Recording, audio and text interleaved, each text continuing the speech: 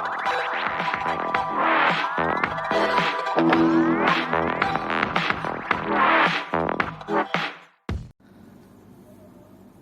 adik-adik, kembali lagi bersama Kak Jimmy di Badabes.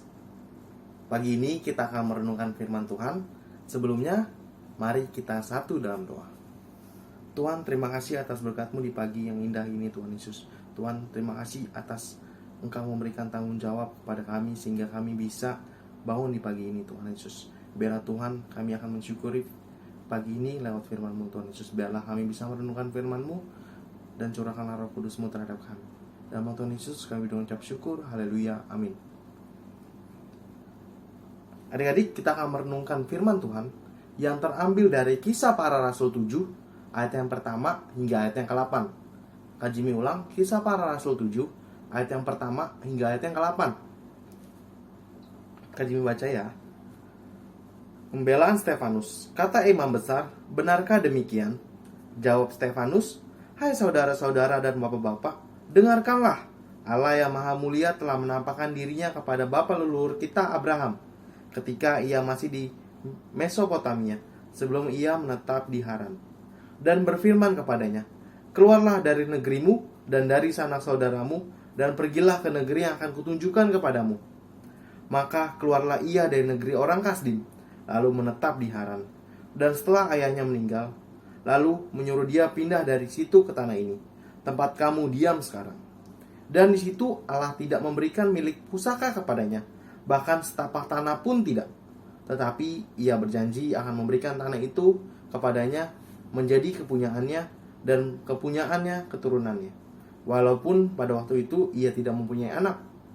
Beginilah firman Allah, yaitu bahwa turunannya akan menjadi pendatang di negeri asing, dan bahwa mereka akan diperbudak dan dianiaya 400 tahun lamanya.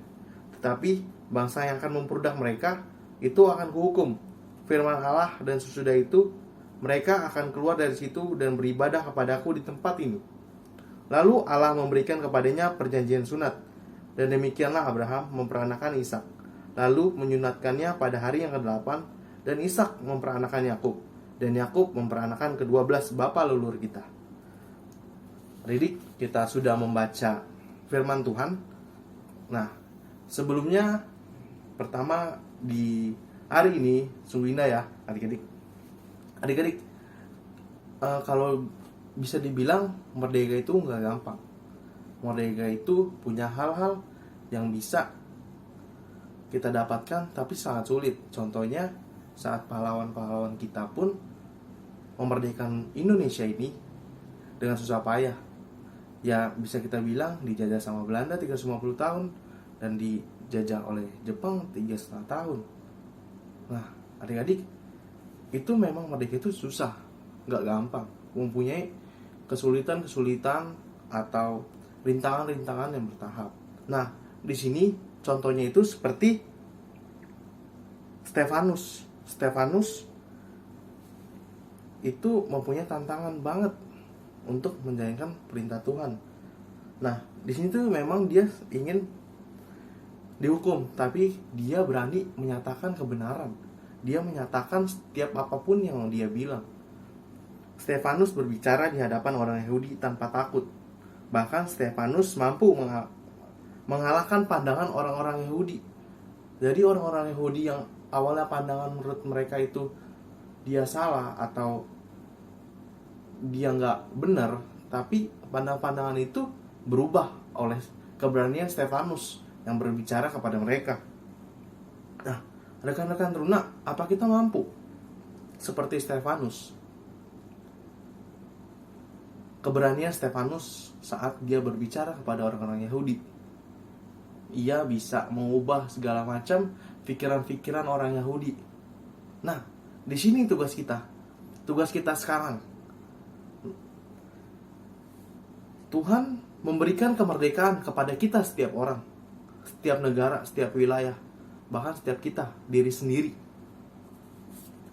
Dalam pemberian Tuhan ini, kita diutus, dipanggil untuk melakukan kebenaran, melakukan keberanian, untuk menyatakan firman Tuhan, untuk menyatakan kehendak Tuhan. Kita juga harus berani saat ada segala macam peristiwa. Saat teman-teman kita melakukan kesalahan, kita harus berani mengatakan kamu salah. Kalau saat teman kita melakukan kebenaran, ya kamu benar. Salah ya salah, benar ya benar. Itu kita harus berani, harus kita tanamkan di dalam diri kita. Jangan kita malah saat teman kita salah kita benerin, karena kita nggak enakan. Ini teman kita, sahabat kita, teman kecil kita, teman curhat kita. Jangan seperti itu. Saat teman kita, keluarga kita, adik kakak kita melakukan kesalahan, kita bilang salah ya salah. Nah, di sini kita juga harus keluar dari zona nyaman kita. Karena melakukan kehendak Tuhan dalam situasi ini, kita selalu ada tantangan, selalu ada kesulitan. Kadang-kadang zona nyaman itu benar-benar kita aman lah, main aman di dalam aktivitas kita, di dalam kegiatan hari lepas hari kita melakukan ya udah flat, karena kita merasa nyaman. Saat kita nggak berani, kadang-kadang kita nggak berani keluar dari zona nyaman kita. Nah, kenapa kita bilang nggak berani? Ya udah, karena kita nyaman di sini, kita aman di sini, hidup kita benar udah jalan di sini. Padahal mah enggak. Kita tuh seharusnya bisa keluar dari zona nyaman kita, keluar dari keterbiasaan kita. Saat kita jujur pada keadaan tertentu, kadang-kadang kita ditertawakan, dibilang sok bener, pengucilan yang kita dapetin.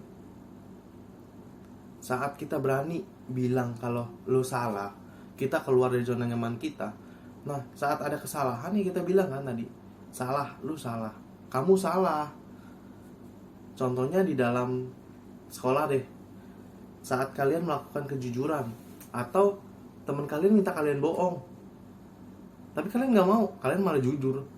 Nah, itu pasti kita bakal dibenci, kita bakal dijauhin sama teman kita bakal dikucilkan, ya bahkan bisa ya udah dijelek-jelekin kita di hadapan teman-teman kita yang lain atau bahkan di media sosial.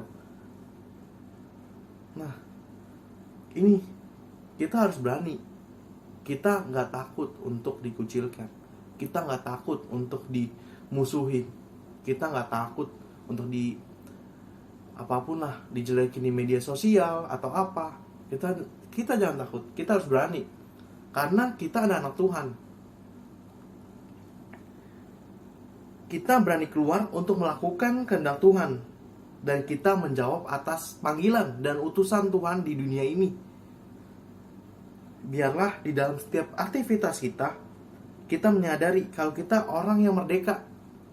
Saat kita keluar dari zona nyaman, saat kita berani setiap apapun yang kita lakukan, kita akan merdeka. Kita akan merdeka dalam hal apa? Merdeka dalam hal iman kita dalam sebagai anak-anak Kristus, sebagai pelayan-pelayan Tuhan di dunia ini.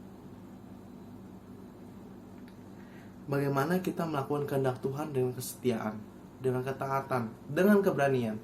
Karena apa? Kalian adalah anak-anak Tuhan. Tugas dan tanggung jawab kalian itu besar. Beranikan diri kalian untuk melaksanakan tugas dan panggilan Tuhan di dunia ini. Amin.